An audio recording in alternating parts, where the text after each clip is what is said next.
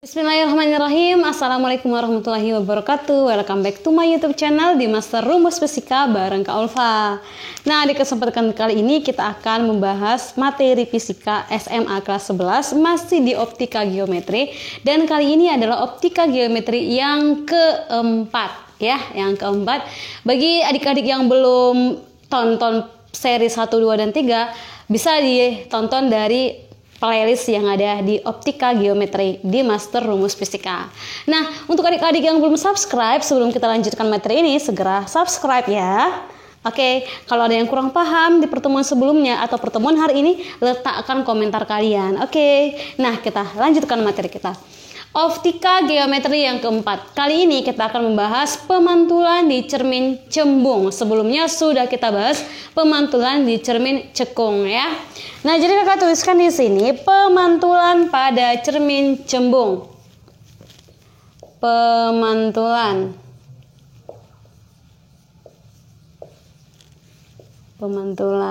pada cermin cembung. Pada cermin cembung. Nah, kalau pelajaran sebelumnya cermin cekung, kakak misalkan kalau ada sendok berarti bagian dalamnya sendok itulah dia cermin cekung. Berarti bagian luarnya itulah dia cermin cembung. Oke, kalau kakak ibaratkan gambarannya seperti ini ya.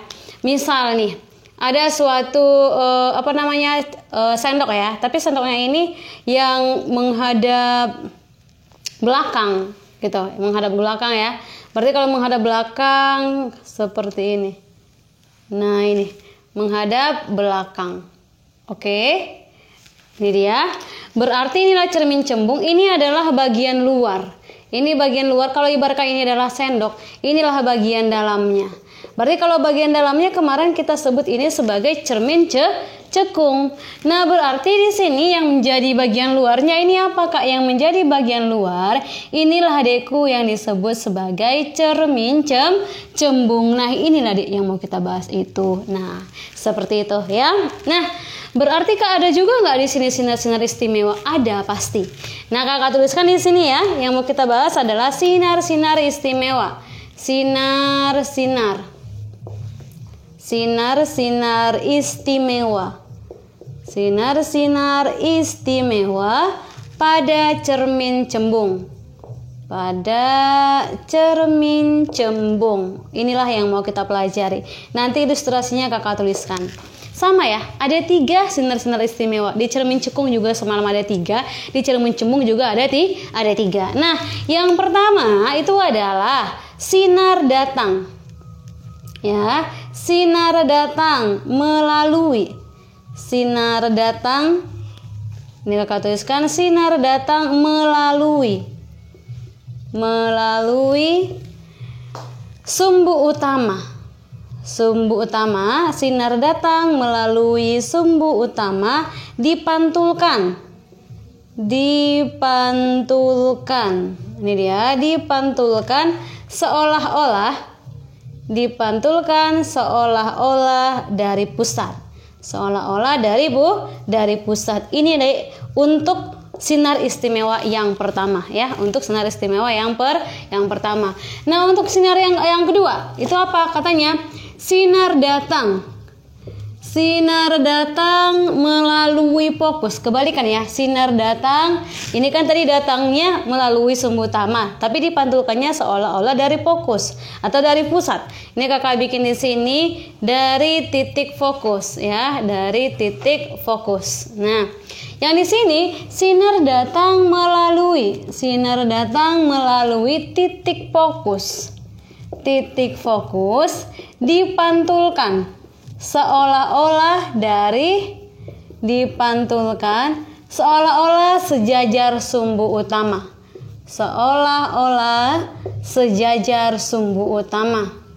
Nih, sejajar sumbu utama. Ini yang kedua. Ini untuk yang kedua. Masuk ke yang ketiga, kan ada 3 titik itu. Sinar datang melalui jari-jari akan dipantulkan seolah-olah dari jari-jari. Jadi kakak tuliskan di sini sinar datang melalui Sinar datang melalui jari-jari. Ini jari-jari kelengkungan ya. Melalui jari-jari dipantulkan. Dipantulkan seolah-olah dari jari-jari. Seolah-olah dari jari-jari. Kak, kalau gambarannya bagaimana Kak ilustrasinya? Nah, ilustrasinya wajib kalian tahu ya. Nah, ilustrasinya Kakak gambarkan dan harus kalian lihat secara jelas atau secara seksama. Ini ya, Kakak misalkan kurang ke bawah supaya agak besar. Ini Kakak misalkan adalah sumbu utama. Kemudian ada di sini cermin. Cermin yang dimaksud adalah cermin cembung. Oke, ini adalah cermin cembung sesuai yang Kakak jabarkan di sana kan? Berarti kalau itu cermin cembung itu bagaimana Kak? Di mananya itu Kak nanti letak dari si pusat, si jari-jari dan si pusat kelengkungan. Tetap aja pusat kelengkungan itu di sini, Dekku. Ini pusat kelengkungan. Berarti ini kemari dong Kak. Iya, Dek. Berarti inilah yang disebut sebagai si titik fokus, yang inilah disebut sebagai jari-jari kelengkungan. Kayak begitu. Bisa ya? Nah, yang pertama, coba sama-sama kita lihat. Sinar datang melalui sumbu utama. Sinar datang melalui sumbu utama dipantulkan seolah-olah dari fokus. Berarti gini, Dekku. Misal ya, kita ibaratkan. Jadi katanya sinar datang. Anggap dari sini sinar datang. Sinar datang sejajar sumbu utama. Sinar datang sejajar sumbu utama. Sinar datang sejajar sumbu utama. Ini ya, Dek. Sinar datang sejajar sumbu utama dipantulkan seolah-olah dari titik fokus. Dari Kakak bikin di sini, ini titik fokusnya seolah-olah dipantulkan. Berarti seolah-olah dari sini dipantulkan kan? Berarti kemarilah dia sap. Nah, berarti di sini Dekku, inilah yang dimaksud tadi yang poin nomor 1 itu, Dek. Katanya kan sinar datang sejajar sumbu utama dipantulkan seolah-olah dari titik fokus. Berarti inilah dia, Dek, si satu aksen. Artinya ini sinar datang, ini sinar pantul pada sinar istimewanya. Yang kedua, kata dia sinar datang melalui titik fokus dipantulkan seolah-olah sejajar sumbu utama. Berarti di sini kata dia sinar datang melalui titik fokus. Sinar datang melalui titik fokus. Berarti ada yang masuk ke titik fokus, gitu kan? Kalau Kakak misalkan seperti ini ya, Dekku. Misal ini, permisalan nih. Nah, ini dia. Terus kita hubungkan ini supaya masuk ke titik fokus. Kakak bikin dari sini aja dulu ya. Nah, ini kan tetap aja ke titik fokus nih. Nah, biar kita bikin kemarit panahnya. Nah, ini. Inilah yang dimaksud sinar datang menuju titik fokus ya. Dipantulkan seolah-olah menuju titik fokus, dipantulkan seolah-olah sejajar sumbu utama. Berarti katanya seolah-olah. Kemarilah dia mantul, lalu seolah-olah di sini, Dek. Seolah-olah dia sejajar dengan sumbu utama. Inilah poin nomor 2. Jadi ini nomor 2, yang di sini adalah dua aksen. Bisa ya? Nah, itu ilustrasinya. Ilustrasi yang ketiga dia bilang sinar datang melalui jari-jari dipantulkan seolah-olah dari jari. Hubungkanlah ini jari-jari. Berarti kalau Kakak hubungkan jari-jari, ini Kakak misalkan ya, nah ke jari-jari lah ini kan. Nah, ini ke jari-jari. Jadi katanya dipantulkan juga seolah-olah dari jari-jari itu. Nah, ini Kakak bikin dipantulkan masuk dari jari-jari, pantul juga dari jari-jari seolah-olah ya. Ini berarti nomor 3, yang ini adalah tiga aksen. Nah, itulah gambaran dari peristiwa sinar-sinar istimewa yang dipantulkan pada cermin cembung. Nah, itu. Sampai di sini ada pertanyaan kira-kira? Ngerti ya? Kalau ada pertanyaan atau kurang jelas, boleh kalian lampirkan di kolom komentar ya, Dek. Jangan ragu-ragu untuk bertanya pada Kakak. Oke, ini dia untuk sinar istimewa pada cermin cekung. Sekarang kita tuliskan bayangan atau sifat bayangan pada cermin cembung. Oke, Dek. Jadi Kakak tuliskan di sini sifat. Sifat apa ini? Sifat bayangan. Sifat bayangan pada siapa? Pada cermin cembung. Jadi katanya di cermin cembung ini enggak ada adik-adik ruang 1, ruang 2, ruang 3, ruang 4 seperti pada cermin cekung. Tapi yang pasti pada cermin cembung untuk bayangannya deh, sifatnya ini adalah maya. Sifatnya adalah maya. Berarti maya kan tidak dapat disentuh ya. Berarti maya. Kemudian apa lagi? Kalau sudah maya biasanya apa? tegak. Iya, kakak bikin di sini Maya tegak. Dan di sini kalau dia pada cermin cembung, contohnya apa? Contohnya kaca spion. Jadi kan di kaca spion itu kan dikumpulkan nanti semua yang terlihat di belakang itu kan spionnya mengumpul. Nanti seolah-olah yang di belakang itu semakin kecil ya kan? Berarti bayangannya semakin kecil. Oleh karena itu kalau kita lihat di kaca spion seseorang itu jauh kita lihat padahal sebenarnya adalah dekat karena bayangannya diperkecil. Itu contoh nyatanya ya. Berarti Maya tegak diperkecil. Maya tegak diperkecil. Ini sifat bayangan pada cermin cembung. Begitu ya. Nah setelah itu Kak, kemarin di cermin cembung, di cermin cekung belum ada rumus ya Kak sama sekali. Iya, sekarang kita masuk ke rumusnya atau besaran ya. Kalau ada besaran pasti ada rumus. Jadi Kakak tuliskan sekarang yang mau kita bahas adalah besaran dan rumus. Besaran dan rumus. Besaran dan rumus pada cermin lengkung. Pada cermin lengkung. Kalau kakak tulis di sini pakai kata-kata lengkung, artinya ini Dek sudah masuk ke dalam si cekung dan si cembung ya, berarti berlaku. Yang pertama, kalau kita ingat kembali kan antara F dengan R itu ada dua titik gitu kan. F dulu baru R. Tapi R lebih jauh dibanding si F. Artinya F itu adalah separuh dari R. F itu adalah separuh dari R. Jadi yang pertama kakak bikin adalah di sini adalah si titik fokus.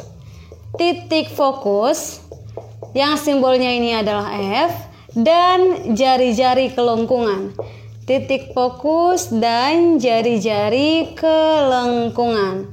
Nah, titik fokus dan jari-jari kelengkungan. Berarti R. Bagaimana hubungan mereka? Ternyata Deku, katanya nilai F ini adalah setengah dari nilai jari-jari. Artinya kalau R-nya itu 10, berarti F-nya itu adalah 5, separuhnya gitu kan Dek. Inilah untuk besaran yang pertama, si fokus dan juga si jari-jari. Oke. Yang kedua, di sini kan Dek ada perbesaran bayangan atau ada perkecilan bayangan gitu kan. Kalau dia lebih kecil dari sebelumnya berarti diperkecil. Kalau dia lebih besar dari sebelumnya berarti diperbesar. Jadi kakak bikin di sini besaran yang kedua yang mau kita lihat ini adalah perbesaran bayangan. Ini ya, perbesaran. Perbesaran bayangan. Perbesaran itu simbolnya apa Kak? Perbesaran bayangan itu simbolnya adalah M besar. Adalah M besar. Jadi di M besar ini rumusnya gimana Kak?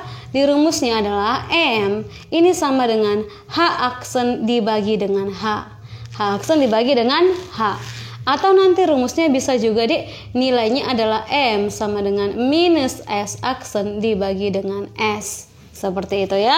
Jadi kakak tandai bahwa rumus dari perbesaran itu boleh pakai M, di dalamnya ada H, boleh pakai M, di dalamnya ada si S gitu.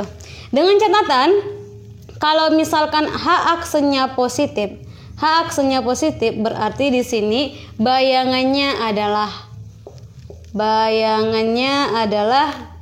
ya. Bayangannya Maya. Tapi nanti kalau H aksennya negatif berarti di sini bayangannya adalah nyata. Oke, bayangan nyata. Ini. Oke ya. Nah, kemudian apalagi M ya? Kalau M ini adalah perbesaran. M adalah perbesaran. Jadi satuannya apa Kak? Satuannya adalah kali. Misalkan diperbesar 4 kali, diperbesar 7 kali, diperbesar setengah kali, kayak gitu ya. Nah, kalau rumus umumnya bagaimana Kak? Ini yang nomor 3 yang paling penting yang harus kalian tahu. Yang nomor 3 ada di sini rumus umum. Rumus umum cermin cekung atau cermin lengkung ya. Rumus umum dari cermin lengkung. Itu bagaimana?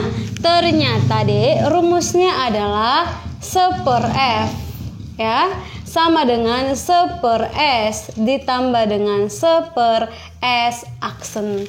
Itulah rumus umum dari cermin lengkung. Nah, Untuk semua rumus yang kakak tuliskan itu kan sudah pernah kakak jabarkan bahwa F itu adalah fokus, R itu adalah jari-jari atau jarak, kemudian M itu perbesaran, H itu adalah tinggi bayangan ya. Ini kakak bikin H itu adalah tinggi, kalau H aja berarti tinggi benda ya. Ini tinggi benda. Tapi kalau dia pakai H aksen itu berarti tinggi bayangan. Nah, sama halnya dengan si S. Kalau dia pakai di sini S, berarti ini adalah jarak benda. Ini adalah jarak benda. Sedangkan untuk nilai dari S aksen itu adalah jarak bayangan. Nah, ini jarak dari bayangan. Nah, seperti itu ya. Ada beberapa ketentuan pada cermin lengkung. Ketentuan pada cermin lengkung. Ketentuan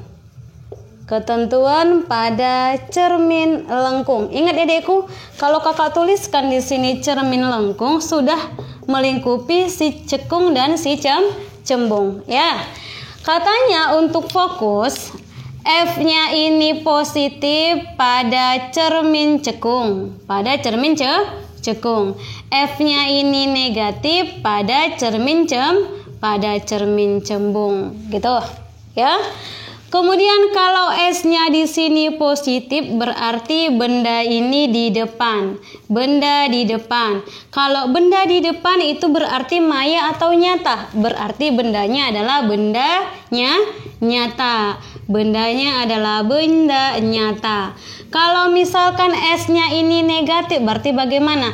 Bendanya ini kalau ada di belakang berarti di depan berarti ada di belakang. Kalau S-nya negatif berarti bendanya ini di belakang. Lalu bagaimana? Bendanya ini benda apa? Berarti bendanya di sini adalah benda maya. Nah, itu. Kak, kalau kita ambil kebayangan bagaimana? Mohon enggak lagi ya. Kalau kakak bikin di sini bisa ya dibaca ya, Dek ya. Sampai enggak, Dek? Bisa ya, terlihat ya. Jadi kakak bikin di sini kalau S aksennya itu positif. S aksennya ini positif, berarti bayangannya bagaimana? Nah, ini mengikut kemari, Dek. Berarti kalau dia bayangannya positif, bayangannya ini adalah bayangannya nyata. Nah, tapi kalau nanti S aksennya itu negatif, berarti bayangannya adalah maya. Iya, bayangannya adalah si maya. Oke. Kakak rasa sampai di sini sangat jelas. Bagi adik-adik yang belum paham atau merasa ada yang janggal atau ada yang kurang jelas, tinggalkan saran dan kritik membangun di kolom komentar ya, Adik. Dan kalau kalian merasa video ini wajib didukung, segera subscribe, like, komen, dan juga bagikan video-video ini ya, Adik. Nah, kalau mau lihat seri lengkapnya ambil di playlist. Mudah-mudahan bermanfaat. Sampai di sini. Assalamualaikum warahmatullahi wabarakatuh.